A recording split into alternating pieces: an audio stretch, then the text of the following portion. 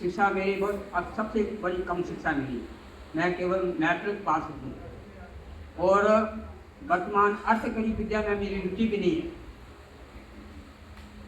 1964 में मैं असम का स्वयंसेवक बना और 1970 में विश्व हिंदू परिषद में आया और विश्व हिंदू परिषद में अनेक दायित्व ग्रहण करते हुए 1995 में मुझे प्रदेश का संगठन मंत्री बनाया गया और मैंने 12 साल तक प्रचार का जीवन किया। मुझे लगा कि अपने देश में राजनीति जो है वो बहुत हस्तक्षेप करती है समाज के कार्यों में और राजनीति की दिशा को ठीक करना बड़ा आवश्यक है। जब मेरे मन में ये संकल्प आया तो मैंने अपने माननीय अशोक सिंघल से निवेदन किया कि मुझे राजनीति में जाना है और मुझे अनुमति दें। तो 1 वर्ष लग गया। जुलाई 1995 में मुझे संघ के द्वारा राजनीति में भेजा गया और भाजपा में भेजा गया। 5 वर्ष तक मैंने भाजपा में कार्य किया और मैंने देखा कि वहाँ करनी और कथनी में बड़ा अंतर है। जब मैं कोई प्रश्न उठाता था उसको वो नजरअंदाज कर देते थे। तो मैंने संघ के लोगों को बोला कि मेरी बात यहाँ कोई नहीं सुनता है, या तो मेरे साथ आपको टीम दो अन्यथा मैं छोड़ दूंगा। तो उन्हें टीम नहीं दी। मैंने 2012 में भाजपा छोड़ दी। फिर हमारे एक विवेक जी संघ के प्रचार रचक थे, उन्होंने हिमांशु स्वाभिमान पार्टी का गठन किया था। उसके पीछे भी प्रेरक जो है वो माननीय गोविंदाचार्य थे। उन्होंने मुझे कहा कि हमारे साथ आ जाओ। उनके साथ चला गया मैं और हिमांशु स्वाभिमान पार्टी का प्रदेश संगठन मंत्री का दायित्व मुझे दिया और आगे चलकर ये पार्टी जो है वो नेशनल पार्टी बन गई। गोविंदाचार्य के साथ काम करने वाले जो राजनीतिक दृष्टिकोण के लोग थे वो उसमें से अधिकांश लोग इस पार्टी में आ गए और उसमें मैं वहाँ का राष्ट्रीय उपाध्यक्ष मुझे बनाया गया और वर्तमान में मैं इस पार्टी का राष्ट्रीय अध्यक्ष का काम देखता हूँ। मैंने देखा है कि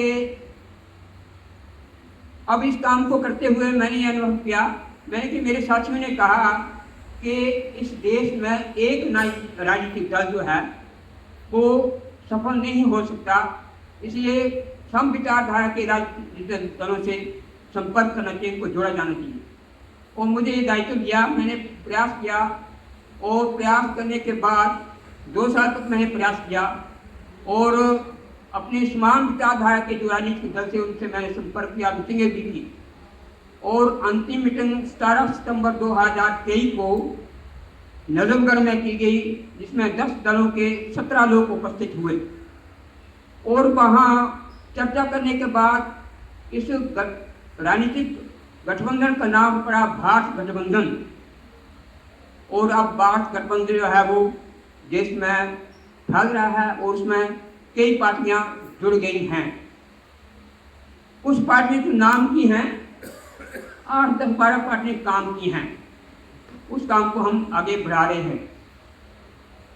ये विषय मैं अलग से रखूंगा।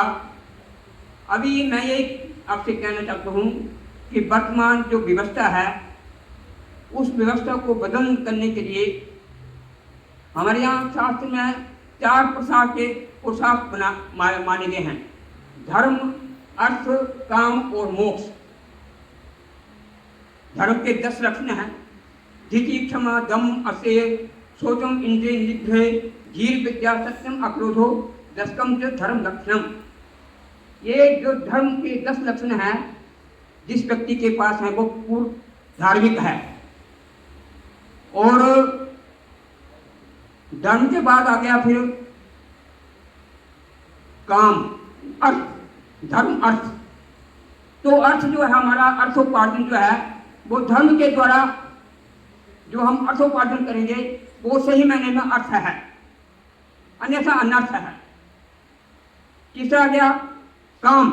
हमारी जो कामनाएं हैं, कामनाएं की पूर्ति अगर हम धर्म के द्वारा करेंगे तो वो हमारी कामनाएं ठीक हैं।